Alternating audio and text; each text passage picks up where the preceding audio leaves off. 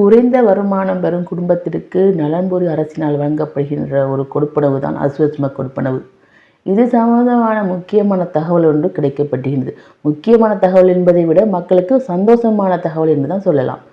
ஏனென்றால் முதலாங்கட்ட அஸ்வஸ்ம கொடுப்பனவு பயனாளிகளுக்கு கொடுக்கப்படாமல் நிறுத்தப் போவதாக ஒரு சுற்றறிக்கை வெளியாயிருந்தது. அது இப்போ ரத்து செய்யப்பட்டு முதலாங்கட்ட பயனாளிகளுக்கு கொடுப்பதற்கு அரசு திட்டமிட்டிருக்கிறான். இது மக்களுக்கு சந்தோஷமான செய்தி தான்.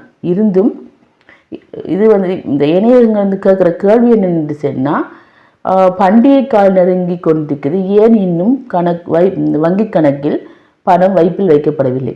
கடந்த வருடம், அதாவது 2025 டிசம்பர் 10 வைக்கப்பட்டது. இது ஜனவரி 2026 ஜனவரி மாதம் தாமதம். இதுக்கு காரணம் என்னென்னு கேட்காங்க. இதற்கு காரணம் இயற்கை அனர்த்தம்.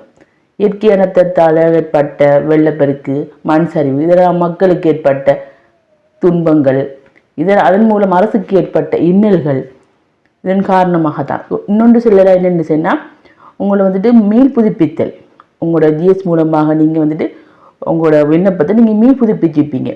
அதில் கால அவகாசம் நீடிக்கப்பட்டது. அதன் மூலமாக உரிய நேரத்தில் தகவல்கள் சென்றடையாததும் ஒரு காரணம். இந்த சென்றடையாமல் இருந்ததுக்கு காரணம் என்ன? அதுவும் இயற்கை அனர்த்தம் தான். ஆனால் உங்களோட கொடுப்பனவு இந்த மாதம் ஜனவரி மாத கொடுப்பனவு உங்களோட 19, 20ஆம் தேதிகளில் உங்களோட வங்கி கணக்குகளில் வைக்கப்படும் என்று இது திட்டவட்டமான முடிவாக சொல்லப்பட்டது.